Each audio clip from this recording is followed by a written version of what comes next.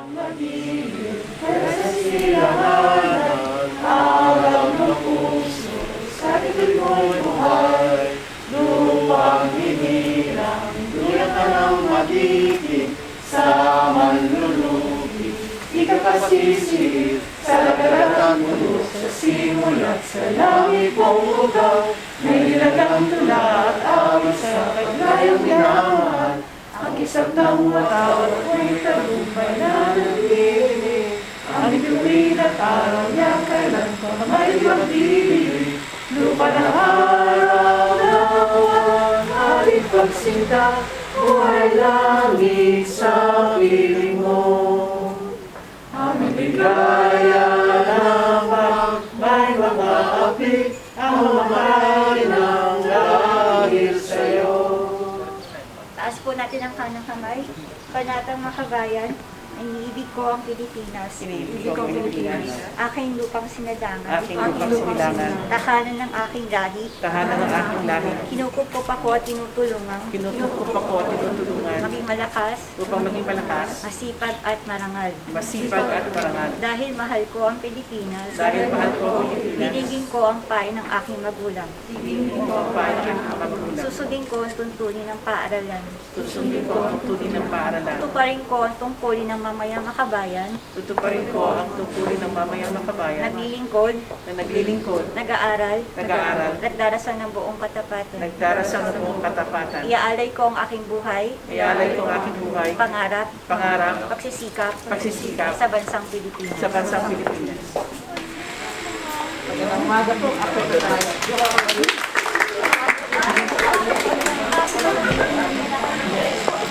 Nakuha ng ba ako? Galing kay Presidente. I joined the Filipino people in celebrating the anniversary of the proclamation of Philippine independence. 122 years ago, our forebears, armed with nationalistic fervor and indomitable spirit, proclaimed the birth of a sovereign nation founded on democratic ideals and grand aspirations for a prosperous future. As heirs to this legacy, it is our unavoidable duty to protect the republic that they established by defending our freedoms and preserving our way of life. The fight against COVID-19 is an opportunity for this generation of Filipinos to embody the strength of character of the martyrs of our past as we collectively strive to weather this public health emergency, taking inspiration from our modern-day heroes, our healthcare professionals, law enforcement personnel, essential workers, and other frontliners. Let us contribute to this cause by dedicating our resources and sacrificing our petty desires for the sake of the common good.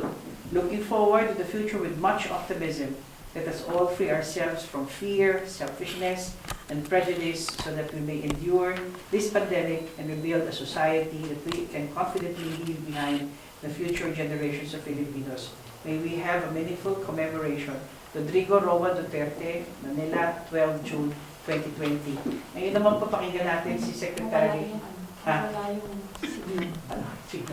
To Foreign Affairs, join me in celebrating with Filipinos around the world the 122nd anniversary of the proclamation of Philippine independence.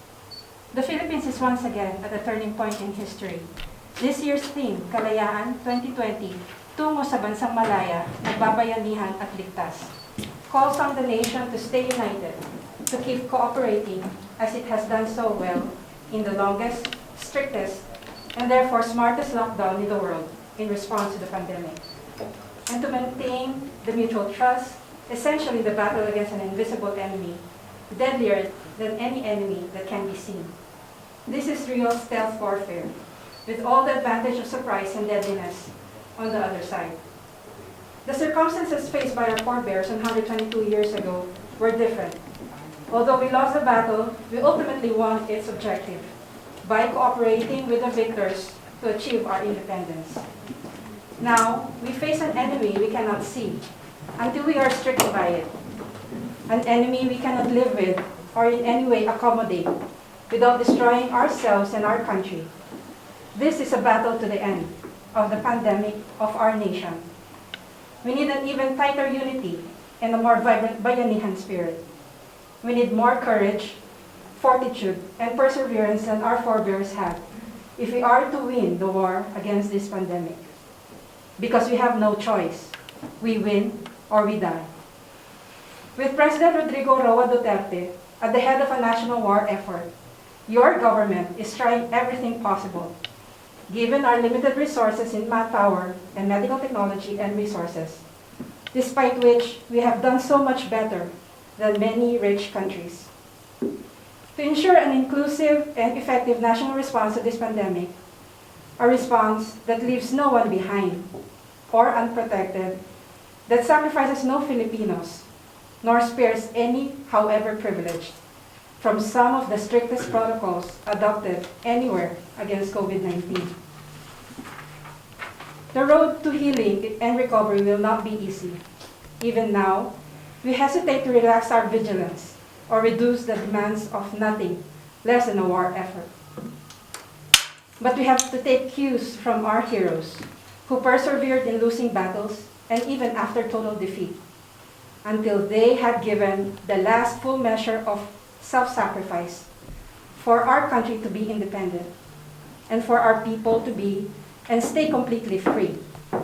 The struggle continues. Today, it is a struggle to be free of a deadly disease. The Department of Foreign Affairs is one with our people in remembering the past and continuing the fight. As we face together a new kind of tomorrow, we shall be guided by and show the same tenacity and commitment as our heroes, until we can all step out into the light of the day of victory, when finally the danger is well past, and we can resume our lives with redoubled energy to recoup what we have lost and resume the progress that we were making, for which we were so famous in Asia. But always and ever to live free of tyranny and independent of foreign domination. A sincere friend to sincere friends, an implacable enemy to unrelenting enemies, a worst enemy to false friends. Live free or die. Happy Independence Day. Mabuhay.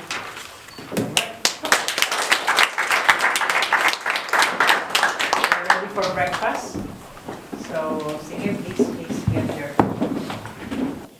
Oo, actually, talagang gusto namin, handa talaga kaming magbigay ng isang malaking reception, imbitahin ng Filipino community like in the past, pero hindi namin magawa dahil unang-una, very strict din ang French government sa dami ng tao na kailangan mag-ipon-ipon. They're very strict with social distancing. Sumasang-ayon lang kami at sinusunod lang namin din ang mga batas dito ng Pransya, kagaya din ng mga batas natin sa Pilipinas.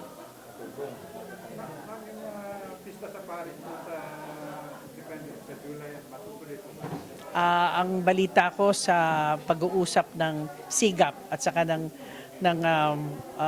arrondissement, 16th arrondissement, I think it's canceled. Kasi in the end talagang hindi pa naman talaga tayo totally out of the woods, sabi nga. I think meron pa rin nagsasalita sila ng second wave and so forth. Mabuti lang yung nag-iingat. I think there's lahat naman ng mga importanteng events dito ng France, lahat canceled. So I think may rason for canceling this and we'll make a bigger one next year. Yung services ng embahada, nananatili pa rin hulang online lahat ng mga transaction? Actually, online because again, in consonance with sa adikain din ng French government, at saka nakikita din namin na ito is mas parang mas efficient, no? Pero lahat naman na services na everything is online pag passports or kailangan ng face-to-face transaction, pero lahat is by mga notarial services, white card, everything is by mail. So walang iintindihin ng ating mga kababayan. We just put the right number. We need €7 kunyari pag binabalik na yung passport. So walang yung postal system naman natin dito maganda. So far medyo maganda naman na reception ng mga tao, and hopefully when things are normal we'll reassess. Magre-reassess po tayo. Ma'am, paano yung may mga emergency katulad ng kailangan ng passport, kailangan ibigyan din ho ninyo ng of course, case-to-case basis, ipagbigay alam nyo lang po sa embassy kung ano po yung kung ano po yung mga sitwasyon. Kagaya, like for example, meron po tayong isang Pilipino na nakatira sa Corsica na bago siya makarating na Marseille, I think walang flights, walang barko, walang lahat. Pero kailangan niya na ipresenta sa kanilang prefecture yung kanyang dokumento. So, meron kaming paraan. But again, it's a case-to-case basis. Email nyo lang lahat sa amin kung ano yung pangangailangan at meron kaming karapatang solusyon. But walang one size fits all. Iba-iba. So, it's a case-to-case basis. Pero handa po kami tumulong sa ano pong pangangailangan. Bigay alam nyo lang po sa amin. Mensahe po ninyo sa mga kababayan natin panahon itong pandemya. Well, first of all, binabati ko po lahat tayo ng maligayang araw ng kalayaan. Ito nga lang nangyari na itong Biyernes, pero siguro next year it will be a weekend. So, check na pagkatapos ito will be a big one. But ang mensahe ko lang is we stay safe, we stay healthy. Importante po talaga sa lahat ang ating health, ang kabutihan ng ating katawan. And so far so good, unti-unti na pong nagbubukas or na bumabalik sa normal din ang bagay-bagay dito, pati mga employers natin dito sa France. So, balik na lang tayo sa trabaho, unti-unti, pag-igihan ng trabaho, and a matter of time, hopefully things will be normal. At dumating lang ho yung vaccine. By the way, I just want to announce na even ang French pharmaceutical companies, through the efforts of the French government, they're doing everything para din makalabas ng vaccine na makatulong sa ating lahat. Mabuhay ang Pilipinas, mabuhay po tayong lahat. Salamat po.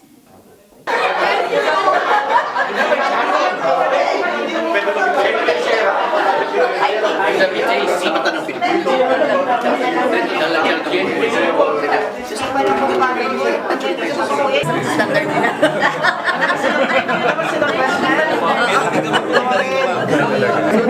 Ibig sabihin. I-ere pa yun. Nagpapatik lang mga focus. Sa mga kababayan natin na siguro kung hindi nyo kami nakikita during the lockdown, just want to tell you that siguro may 1,300 and growing bigger na mga seamen, Filipino seamen, ang natulungan ng embassy. Ito po ay matter of repatriation. So ito ho yung mga barko na hindi na, mga cruise liners na hindi na makaalis pa. So napadpad sila sa Marseille, karamihan sa Marseille, pero po sa Saint-Nazaire and some other places. So ito po yung mga seamen na to ay forced repatriation dahil nga hindi na sila pwedeng nagkaroon ng ceasing of operations ng kanilang mga barko. So we were in charge of repatriation. Meron po mga chartered flights sa tulong po din ng kanilang mga manning agencies. Nakauwi sila sa Pilipinas. Ito po yung nababasa nyo sa mga dyaryo, pahayagan natin sa Pilipinas na ang dami-dami mga seafarers. Ito po yun. Some of them came from here. Meron din po kami mga medical repatriation. Again, mga seamen na nagkaroon ng mga terminally ill problems like cancer o kaya na aksidente, that we have to take care of them. At again, medical repatriation meaning may kasama yung mga doktor kasi hindi sila makakakilos on their own pumunta ng Pilipinas. So these are the things that have been done. In fact, meron pa rin po hanggang ngayon.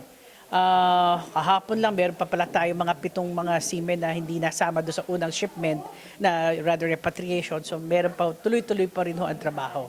So ito po yung mga bagay na hindi nyo nakikita, pero ito ho'y ginagawa ng inyong embahada. Salamat po.